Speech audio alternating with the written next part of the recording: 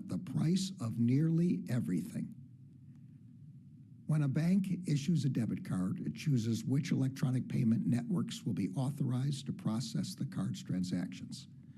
When a debit card holder uses that card to buy something from a merchant, the merchant, or for a smaller merchant, its bank, must choose which of the issuer's accepted networks it will use to process the transaction.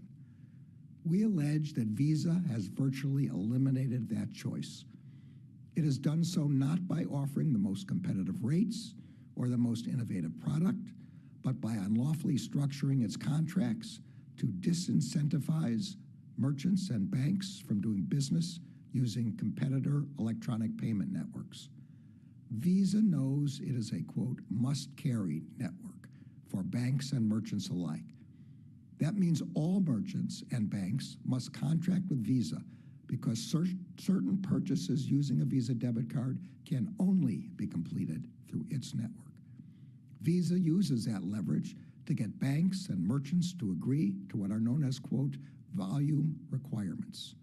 These provisions require banks and merchants to direct a large amount of their transactions to Visa, or else face higher fees. As a result, when merchants weigh the decision of which electronic payment network to use for a given transaction, they cannot choose the authorized network with the lowest price or the best offering for that transaction.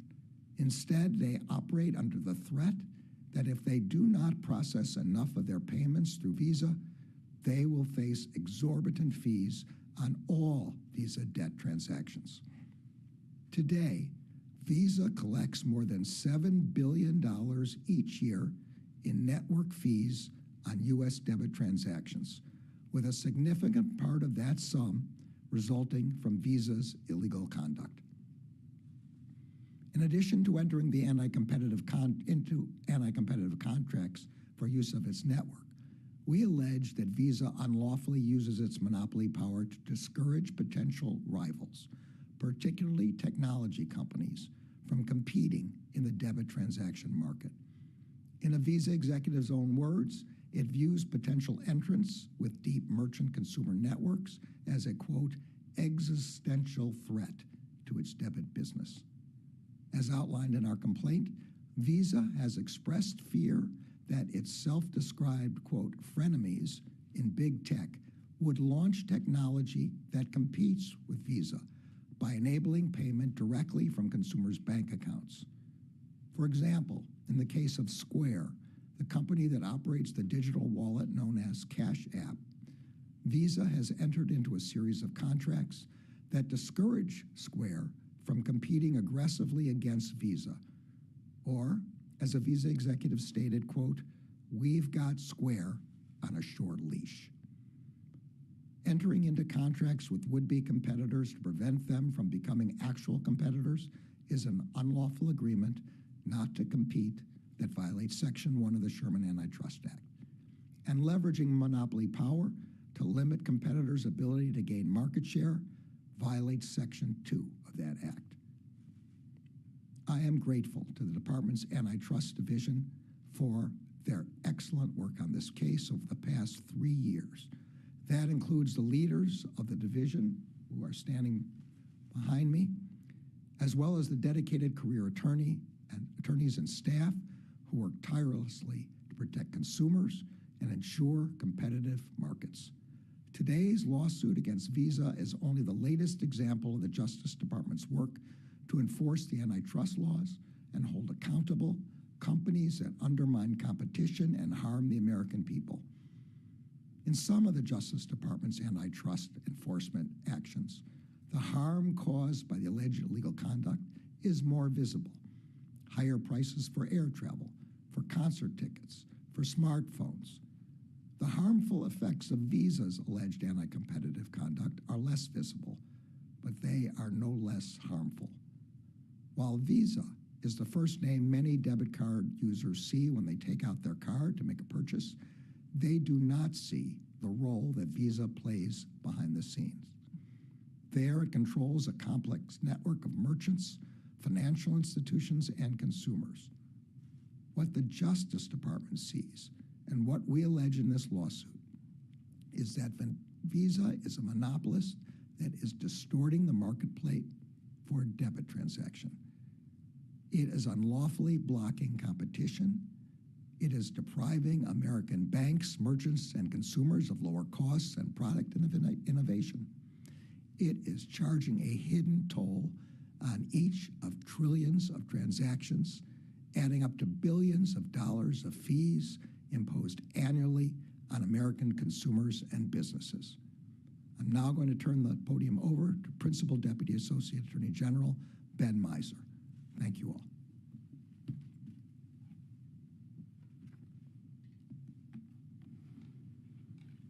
Thank you, Attorney General Garland. Today, the department brings this antitrust action against Visa for monopolizing the debit market. Our complaint describes how Visa has maintained this monopoly, not by competing on the merits, but by threatening merchants and banks with higher rates if they do business with Visa's competitors. And we explain how Visa has further entrenched its dominance by disrupting innovations that threaten to loosen its control. Visa is a classic example of a middleman that takes advantage of its role as gatekeeper to stamp out competition. Because companies like Visa facilitate commercial transactions, they have the power to exercise considerable control over the markets in which they operate. These middlemen can use that power to make those markets more efficient, offering more choices and more affordable products. Or, like Visa, they can try to use that power to hike fees on customers and to stifle innovation. More and more, we are seeing these kinds of intermediaries gain control in a broad range of industries, from healthcare to online advertising to live music to housing. As today's action demonstrates, we remain dedicated to stopping these middlemen from exploiting their power to increase their profits while consumers get harmed. Today's action also reflects our continued commitment to ensuring economic justice for all Americans and fighting illegal conduct that unfairly raises prices. Every day, millions of Americans use debit cards to buy groceries, clothing, and other necessities. Many Americans rely exclusively on debit cards, particularly younger or less affluent individuals who are unable to obtain credit cards or who prefer not to use them. When merchants raise their prices to cover Visa's exorbitant fees, the burden of Visa's anti-competitive conduct falls disproportionately on Americans who are less well off and who feel the impact of high prices most painfully. Promoting competition through antitrust enforcement levels the playing field and plays a critical part in advancing economic opportunity and equity. But our work to ensure economic opportunity for all Americans, regardless of income status, spans the entire department. It includes the Civil Division's work to protect vulnerable seniors from financial fraud. And it includes the Environment and Natural Resources Division's fight to ensure all Americans, including people in Native communities, have access to clean air, safe drinking water, and a healthy environment. Today's action against Visa makes clear that we will continue to focus our resources on advancing economic justice and equity. Before I close, I would like to join the Attorney General in thanking the staff and leadership of the Antitrust Division for their extraordinary work on this matter. The department is incredibly grateful for your continued dedication and professionalism. With that, I will now turn the podium over to Principal Deputy Assistant Attorney General Doha Meki.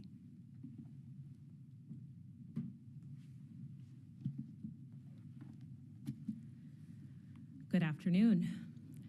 This afternoon, the Justice Department filed a monopolization lawsuit about a financial network we do not see but cannot escape.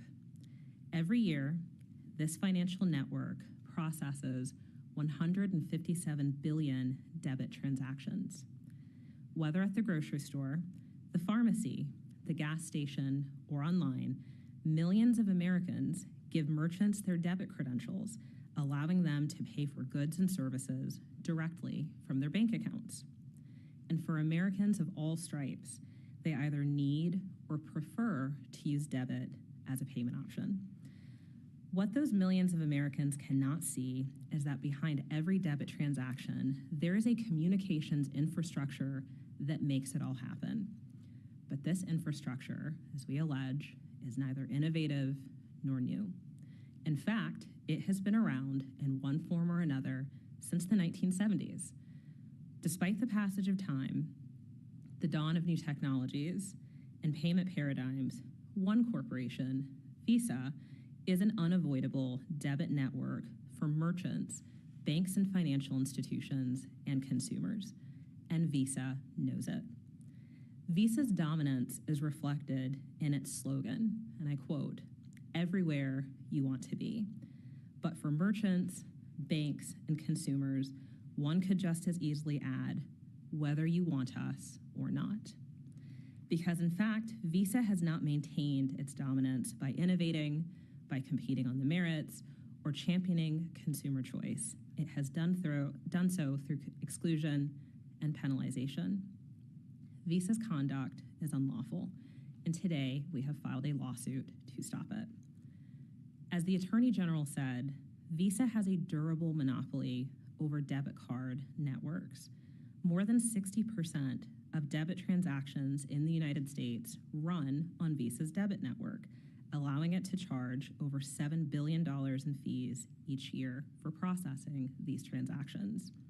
Visa rakes in sky-high margins and faces, in its own words, approximately zero marginal costs. Visa's fees have many names: a domestic service fee, a data processing fee, an acquired service fee, a network acquirer fee, a fixed acquirer network fee.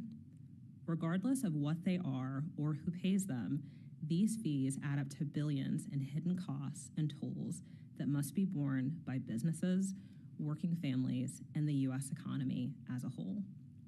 Visa knows the source of its dominance is its immense scale on both sides of the market. It is widely used by consumers' banks, on the one hand, and cannot be avoided by merchants, on the other hand. Visa recognizes that this scale is, and I quote, "an enormous moat that protects and sustains its monopoly, debit business, and profits." As we allege in our complaint, it did not have to be this way. But in the early 2010s, competition threatened to erode Visa's debit monopoly.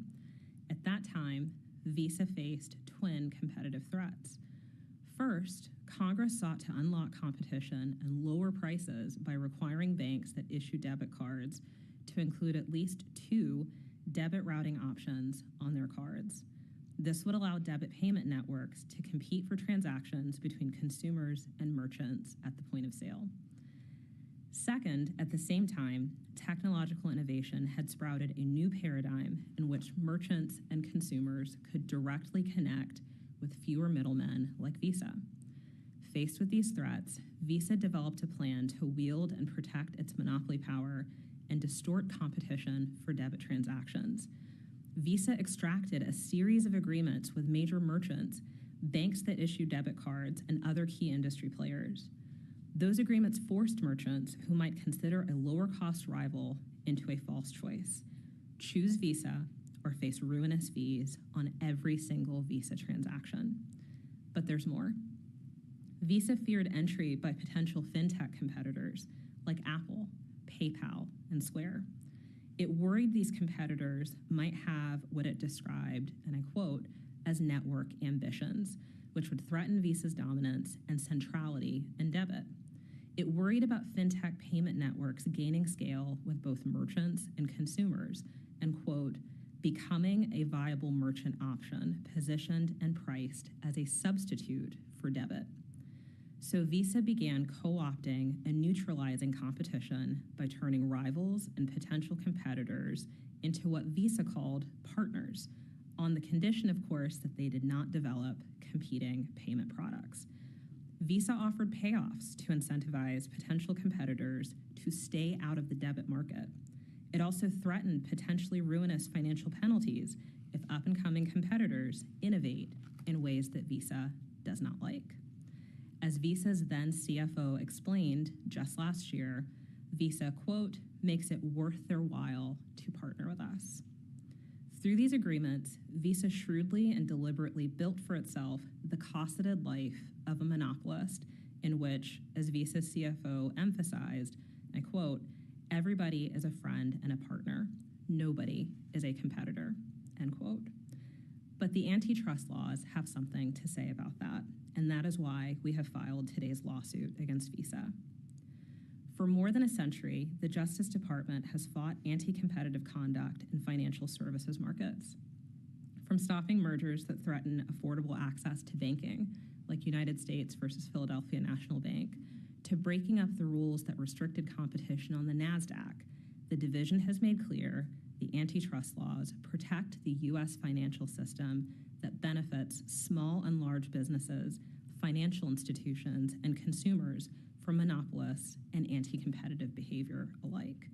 Today's case follows in the long and storied legacy of the antitrust division to vindicate competition and American commerce.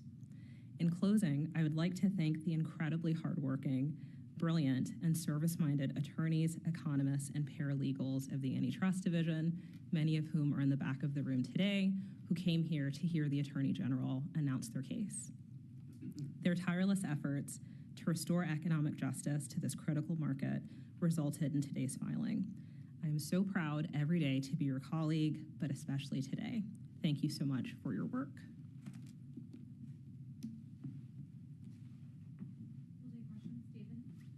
Mr. Attorney General, I'm sure you'll get some questions about Visa, but respectfully, I'd like to ask you about former President Donald Trump. The former president yesterday put out a statement who was critical of your Justice Department. He said that Kamala Harris, Joe Biden Department of Justice, and FBI are mishandling and downplaying the second assassination attempt on my life since July. The charges brought against the maniac assassin are a slap on the wrist. And then he ends, sir, with, in all capital letters, let Florida handle the case. What's your reaction to that? The attempted assassination on the former president was a heinous act. I'm grateful that he's safe. And as I said, immediately after the event, the Justice Department would spare no resource to ensure accountability in this matter. Since then, our prosecutors and agents, only 10 days ago, our prosecutors and agents have been working around the clock to discover the necessary evidence to ensure accountability. In just the last few days, new information was developed, and it was put in evidence in the court for the detention hearing, which was necessary to ensure in the short term that the defendant in the matter would not be released while the investigation continues. As the United States said in that detention hearing, further additional charges will soon be filed. All of our top priority should be ensuring that accountability occurs in this case and that those who run for office and their families are safe and protected. Will you cooperate with Florida officials that want to do their own investigation? Our job is to ensure full accountability here. We always seek to cooperate and to get assistance from state and local law enforcement to the extent consistent with the law and appropriate with respect to the investigations. Hi there. Sorry. I had a couple of questions. You mentioned that a significant part of the annual $7 billion network fees that Visa receives actually stem from illegal conduct. Could you give us a clear idea, even ballpark, of how big that portion actually is? And then I have a quick second question on remedies. Well, I'll try the second one because the first one I'm going to have to go back to Doha for. So on remedies, I mean, obviously, given Visa's scale as portrayed in the complaint, to what extent do you think it will be enough to pursue just to end just the allegedly sort of anti-competitive agreements or partnerships? And in a case like this, are structural remedies likely to be on the table? And if so, how would those look like for a company like Visa? So I'll let Doha answer that also. But as you know, in these cases, we begin with a liability finding, and then at that point, we address what the remedies will be. But I'll see if she can give you any preview. Thank you. Thanks, Stefania. I can probably answer them together. As you know, and as you will see when you look at the complaint, the fees that Visa has charged are a substantial part of its annual revenues, and the complaint also alleges that the U.S. debit business and its profits from that business are a substantial part of Visa's overall and global revenues every year. In terms of relief, as you know, in antitrust cases, the scope of any relief is based on a liability finding. And so it's our job now to put on the best case that we can in court. And ultimately, the job of a court will be, if we are successful in proving up liability, to unfetter the markets of any found liability, including monopolization, and to prevent their recurrence in the future. And that can be a range of potential things, and it's too early, I would say, to speculate about what that would be. I have an on-topic and off-topic question. Okay, I almost got the second one right, so maybe I'll be able to get this one right on topic too. The Antitrust Division has brought a number of high-profile lawsuits in the last couple of months, is currently trying a case against Google. Is there any concern that the division is stretching itself too thin in terms of being able to handle all of these cases at once? No. My off-topic question is, can you tell us what more investigators have learned about the ideologies of Ryan Ruth and whether investigators have definitively ruled out whether he was influenced or directed by any foreign entities? So this is still early days. Investigation for event that only occurred 10 days ago. Not really, it's an ongoing investigation. I can't really talk about anything we didn't put into evidence in the detention hearing yesterday. And so I can't comment any further. All I can say is this is ongoing, and we're going to turn over every single rock we can. Last question, Evan. Quick on-topic question. We saw in the previous complaint with regard to Apple, there was some questions about the Apple Pay and development of Apple Pay. I'm wondering whether, with regard to the complaint here against Visa, is it the belief of the Justice Department that without those partnerships, that consumers would have less costs, in doing, for example, transactions using Apple Pay, if Visa was not involved in whatever partnerships you guys are describing? Is there anything you can describe? Yeah, I'm going to give an attempt here, and then I'm going to go back to Doha. No, our position is that if Visa faced competition in the debit transaction market, including from Apple, from Square, from PayPal, from any of the other potential companies, the fees would be less, and that since the cost to Visa is so tiny, it's certainly possible to compete those down and to charge less for the fees, and that would mean Americans would see lower prices because part of the prices are being passed on. But let me ask Doha to give a more specific answer. So the Attorney General is exactly right. To be clear, the allegations in the two lawsuits are very different. In the Apple lawsuit, one of many sort of categories of conduct that we alleged was unlawful by Apple is that it foreclosed parts of the digital wallet in service of its core monopoly, which was the smartphone. Here, what we are saying is that Visa co-opted competition and feared potential entry of potential competitors like Apple, like Square, like PayPal, to potentially displace its debit network. And so the beauty of competition, as all of us see it, is that if competitive forces are allowed to take hold unencumbered by monopolization, unencumbered by legal agreements, we would get benefits along price dimensions, along quality dimensions, along innovative dimensions that we cannot predict. And so it is for markets ultimately to serve the interests of consumers. And we allege that Visa has forestalled that competition to the harm of consumers. My off-topic, if the Attorney General would come back to not so fast. So with obviously some of the threats to the former president, including ones from Iran, and the persistent interference from both Russians and the Iranians, I'm wondering if you have a message or something you can say to voters as they get prepared to cast their ballots about your confidence in the integrity of the system, in the fact that people are going to be able to cast their votes for the people that they want without interference from foreign powers or from other people. Yeah, I have complete confidence in the system, complete confidence that people will be able to have a fair vote, and complete confidence that the United States government, all of government, intelligence communities, as well as law enforcement, as well as protective services like Secret Service, will be able to ensure that. I do.